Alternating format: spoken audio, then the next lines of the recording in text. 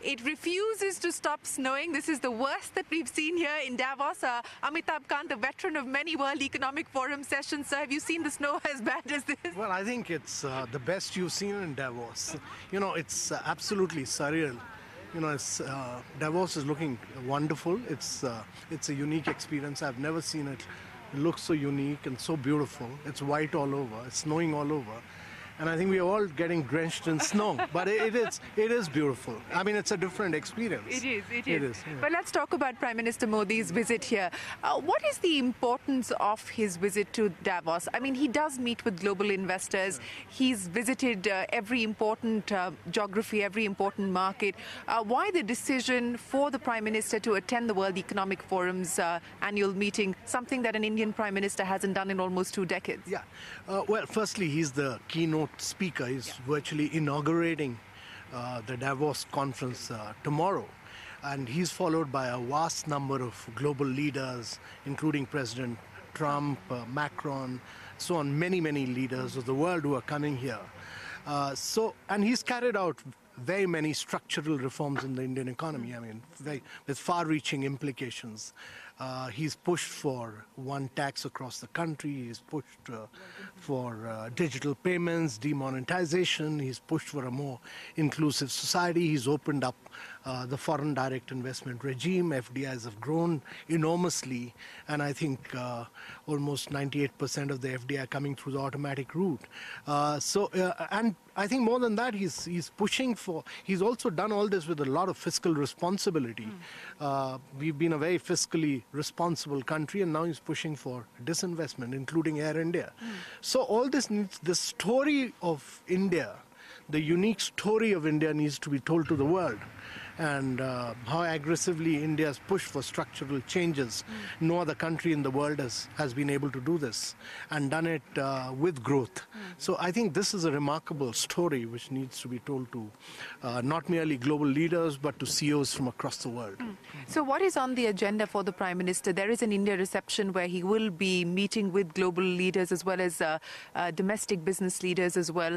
I would imagine that there are other bilateral meetings that the Prime Minister will attend. What's on the agenda? So he meets all the top CEOs today. I mean, the global top CEOs and Indian CEOs today over a dinner which is being hosted by the IPP. And then he delivers the plenary keynote address tomorrow morning.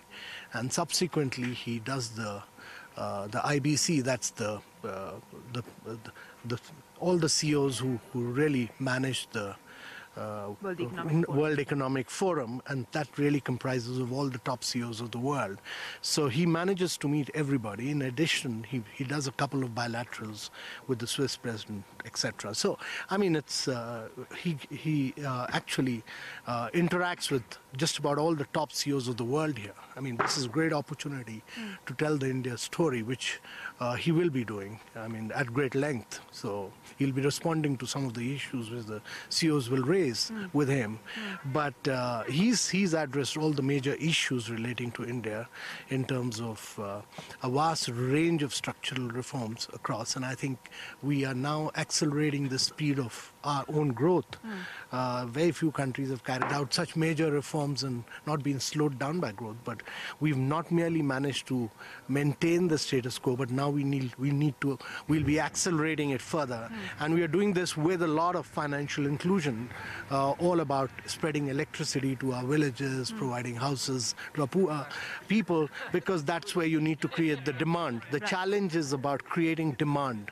And I think the forthcoming budget you'll probably see a lot of that action. Since you spoke of the budget, and the Prime Minister has said that the government will continue to pursue the path of fiscal consolidation, so we shouldn't expect necessarily a populist budget, but there will be measures to address the distress of the agrarian economy, which should be the case. What else would you like the budget to focus on? As part of the NITI Aayog, what would be the key recommendations for the budget? I think a vast range of areas. We need to push for the Prime Minister has been talking about doubling farmers' income, and therefore you need to do a vast range of things, including ensuring that the agricultural markets, in terms of ENAM, work.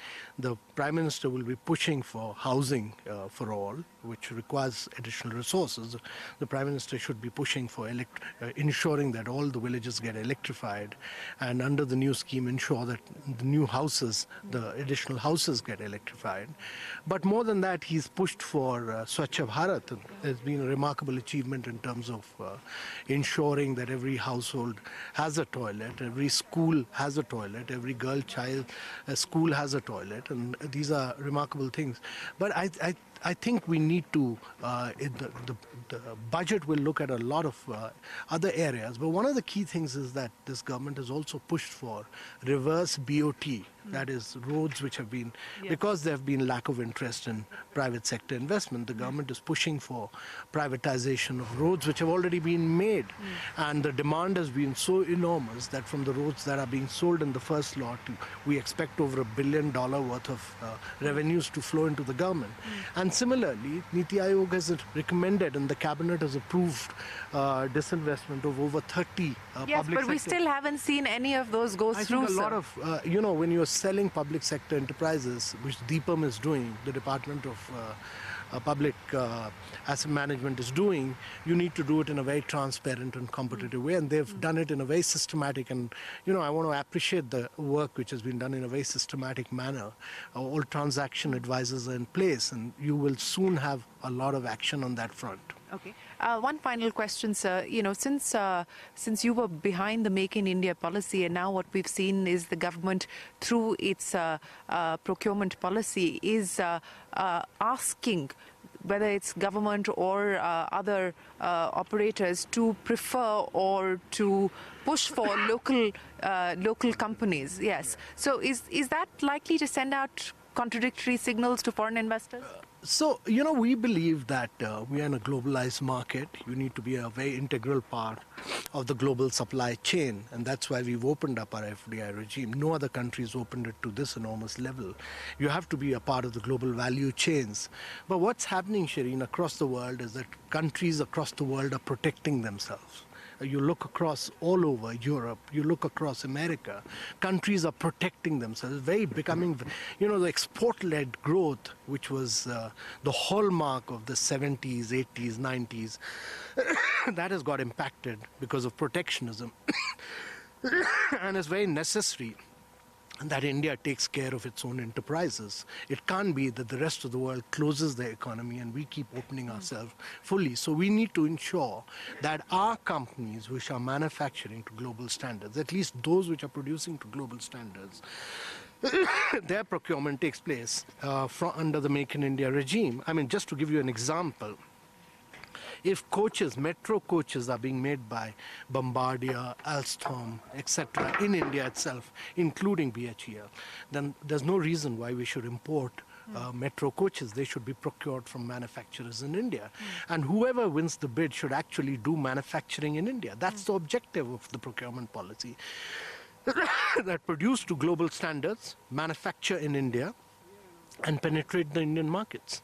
Well, we will let you go, sir. Before you catch a chill, appreciate you joining us here on CNBC TV 18. Thanks very much for your time, Mr. Kant. Appreciate it. Thanks so much. Well, with that, it is time for us to wrap up this CNBC TV 18 special from all of us here. Goodbye. Thanks for watching.